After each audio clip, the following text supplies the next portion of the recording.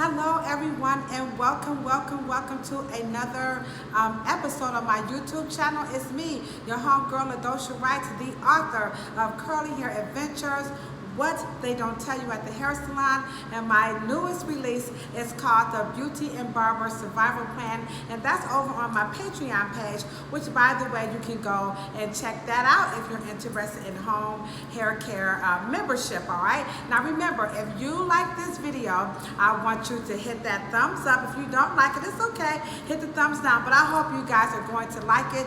Don't forget to hit the subscribe button, and then of course, I would love if you guys can share the information. So today we are going to be talking about Afro textured hair. And so the context is going to be very simple. And this is going to actually be a 3-part series where we're going to talk about where does our texture come from. I have a little note here. And then number 2, we're going to talk about how to care for it. And then number 3, we're going to be talking about that bad stuff called like hair shaming. Yeah, we're going to go there. So this will be a 3-part series. So let's go ahead on and let's get straight down to business. So I have an actual model here, okay?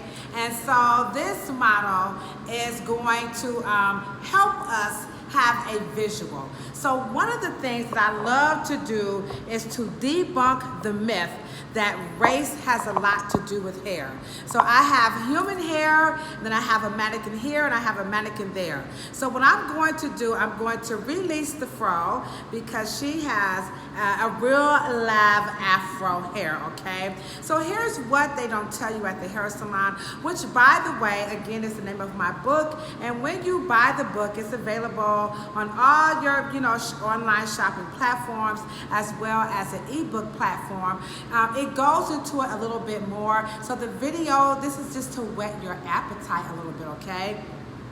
So here's what they don't tell you at the hair salon. The first thing I want everyone to understand is that number 1, race has nothing to do with these 3 textures that you're seeing. So we have Afro here, we have straight right there, and then we have wavy back over there, okay? And I know what you guys are thinking.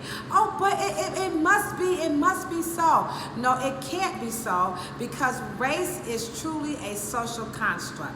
So I'm going to break down as best I can exactly how we actually get our textures. So number 1, the texture of hair that you're looking at right here, right now, is what we call Afro curly hair.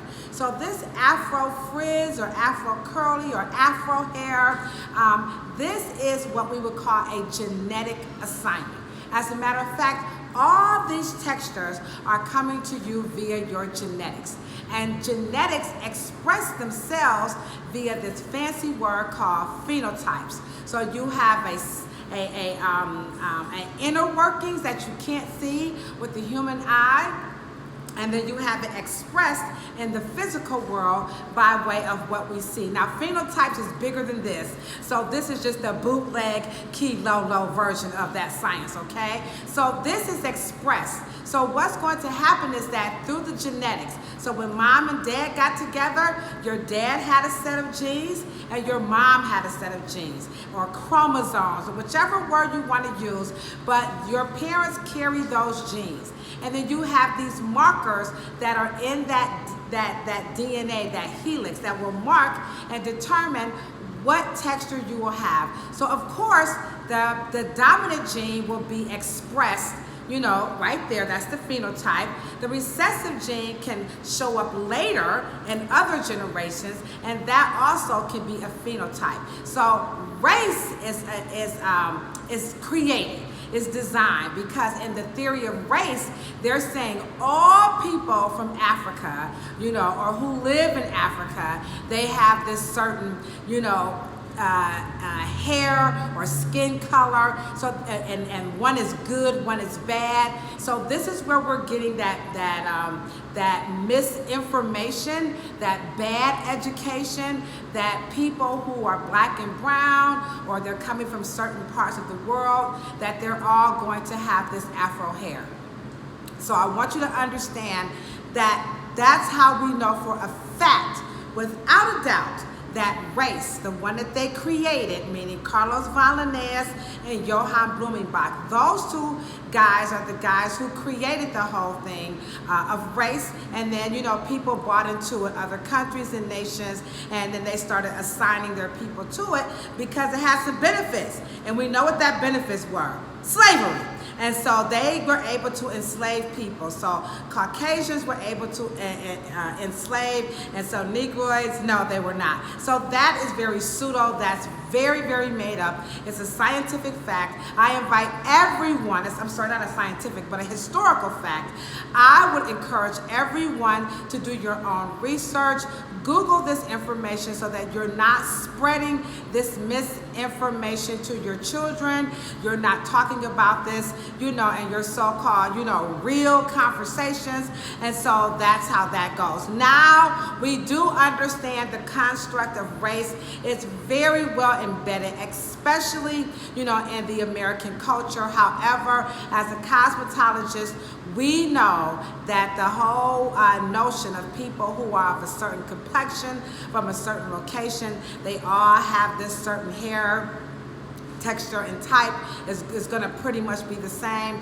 In our industry, we know that that is not true, because a person can be as light as that dial and have hair like this, and a person can be as dark as that dial and have hair like that dial there. So again, that is because of the genetic assignment that's expressed in what we call phenotypes. So we know that people from certain regions, they do have a certain phenotype because the environment is going to impress itself on the humans by way of the sun, the food, you see what I'm saying? And then of course, when you go to mate, it's going to be exchanged genetically, and then again, it's expressed where? In your phenotypes. So that's really how we get our texture. And then at that same time, what's going to happen is that the follicle is going to have a shape or a direction. So I'm going to pull her head back, and you guys can see. So her hair is growing out of these little tiny holes called a follicle, and that has a shape and or a direction. Again, that truly is a genetic assignment. The color of her skin, the classification of her skin, none of that will determine. So that again comes from her parents. So I hope you guys have found the lesson number one really important, or at least interesting rather. And if you really like it, again, I want you to hit that thumbs up button. Don't forget to subscribe to the channel. Check me out on Patreon, support a sister. If you need some home hair care membership love, I've got you faded on Patreon, and this is how we do it. So we're going to come back on our lesson number 2, and we're going to talk about how do we style this afro hair. Peace, love, and hair. And if you ain't got no hair, then do what? Rub your beautiful bald head. Y'all know the routine. Bye.